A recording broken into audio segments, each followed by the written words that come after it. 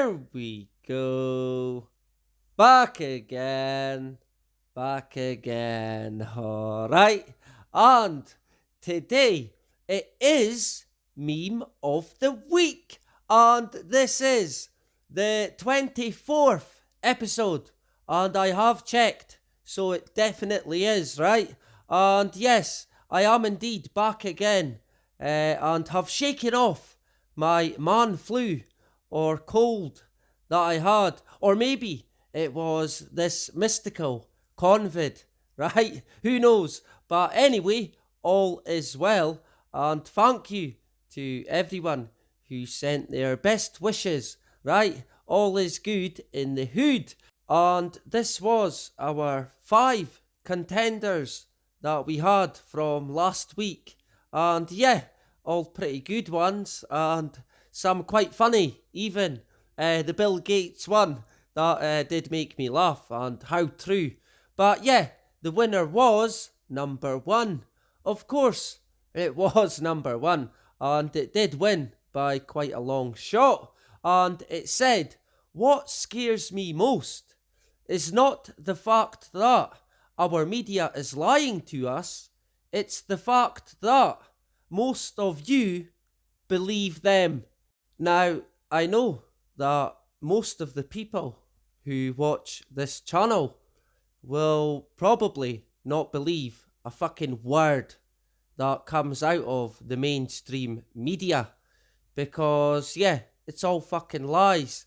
And how anyone that is sound of mind, if there is even such a fucking thing, but how anyone that's a full-grown adult could possibly believe the media, the mainstream media, is beyond me, to be honest, because they have done nothing in my lifetime but lie, right? And by the looks of it, for decades, centuries, it's all been lies and deception. This from 2017, lies, propaganda, and fake news, a challenge for our age. Right, but really, it's been right throughout. This is nothing new in terms of propaganda. September 2019, why can't we agree on what's true anymore? Right, so we can't even work out what's true and what's not. There is that much deception. Like I've said, it's a sea of lies, and we would never know the truth, really. Let's fucking face it. TheFederalist.com, the media are lying to you about everything, including the riots, right? So yeah, the list of things that they lie about is endless, and the riots is complete and utter manipulation. When riots break out, it's usually manipulated for a reason. Just look at the Black Lives Matter situation, right? It's a complete and utter fraud, really. And speaking of the riots, that is maybe something that we could touch on in the future, right? This from WSJ.com. 100 years of media lying, right? So yeah, for centuries now, they have been fooling the public with their lies and deception. That's what it is, straight fucking up. There is no doubt about it. And how anyone can believe them it's staggering, really, let's face it. And yeah, why the news is not the truth. Right, and this was done in the early 90s, right? And yeah, even then, they knew that the news is not the truth. It's all manipulation when it comes to the news. That is for fucking sure. That the fall, rise, and fall of media trust. Right, but yeah, let's face it. Has there ever been any trust in the media? Because there's not been any that I can see. People just blindly follow them, and it's like they will not accept it. They will not have their world destroyed. They cannot face up to the truth. And here in the UK, the media got exposed for covering up. I think nearly 100 people died in the Hillsborough disaster at a football stadium in the UK, in Sheffield it was. And yeah, the media and the police covered it up. But it came out eventually, but too little too late, right? And yeah, the lies and covering up goes on and on, really. The Iraq War is another big one that the media covered up and sold the Iraq War. And millions have died. And still to this day, people are dying because of this war. That, of course, was triggered by 9/11. Right? How fitting. And in the UK again, the media hacking people's phones and even hacked a dead girl's voicemail. Right? This is how sick and absolutely fucking twisted the media can be. They cannot be trusted, not for one fucking second, right? No way, not on anything, right? There's just no chance. If you read in the paper that it's going to be raining outside, fucking look outside, right? Because it probably won't be, right? They lie about everything. And yeah, in terms of the hacking, it wasn't just poor Millie that they hacked her phone. She was a girl who got murdered in the UK. Terrible, terrible thing. And it didn't end there. The victims of 9/11, they even fucking hacked their phones. Right? Again, how sick and twisted would you have to be to carry out something like that? It's beyond belief, really. Right? But we will leave that for the time being, at least. Because, yeah, this is Meme of the Week. So, we will now get into this week's top 5. Are you ready? Good. This is number 1, and it is indeed our hero, Bill Gates, right? Where would we be without Bill Gates, I wonder.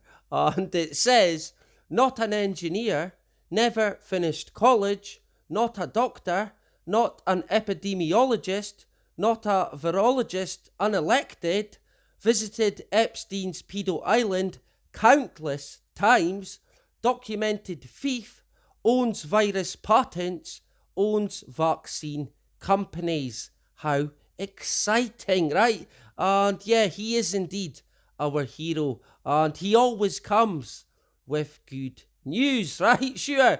And this is number 2, and it's a lady crying, and she's saying people still think a new president will fix things. And yeah, no wonder she is crying, because these people who think that are well off the fucking mark. And if they're waiting for a president to fix anything, they're going to be waiting a very long fucking time.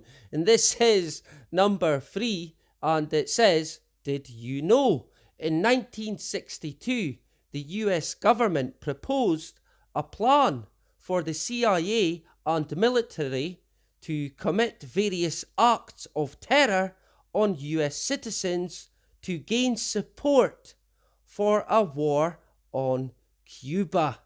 Right, but I'm sure that is the only time that they have used such an act. Right, sure, why not? And this is number 4, right? Imagine being so powerful you can make a hardback cover edition of your criminal confession and then sell it to your victims. And it is indeed another one of our heroes, right? David Rockefeller. And yeah, yet again, where would we be without the Rockefeller family, right? Our saviour. We are not worthy. And number 5, people hate the truth for the sake of whatever it is they love more than the truth. They love truth when it shines warmly on them, and hate it when it rebukes them. And that is said by Augustine, right? So yeah, he evidently knew the score by the sounds of that. And that is this week's top 5. So as always, just put the number you would like to win in the comments, and next week I will calculate them up, and hopefully we will indeed have a winner. And thank you to everyone who takes part and who engages with the channel. And speaking of the channel, I got an email from YouTube about this year's stats, right? And it said, when 2020 went off script, right, you kept us inspired by uploading 2,492 minutes of content. Your hard work's worth celebrating. Let's take a moment to reflect. Right, so yeah, it looks like I have uploaded quite a few minutes, a lot more than I had thought, if I'm honest. But there you go, I have clocked up the hours, and it has been very enjoyable. I have to be honest, I have really enjoyed engaging, especially. And speaking of engaging, they tell me that I have replied or responded to over 8,000 comments. And yeah, that wouldn't surprise me, because I do enjoy replying to as many as I can. And I know a lot of you do enjoy that as well. And I really can't thank you enough, all of you. I know there's a lot of you who are regulars, and yous are great, and yous always come with great information. So yeah, thank you to everyone, and I really do mean that. And I wanted to share this channel here, my English brother, and this is a great wee channel. This guy is fantastic at doing bits of research, and I really do think yous will enjoy his channel. So I will indeed link it in, and you can check him out and hit him up, right? And yeah, that is just about it for this week's meme of the week. And yeah, thank you again to everyone who votes. It is much appreciated. And tonight, earlier on, I was out in my back garden, star watching, if you like.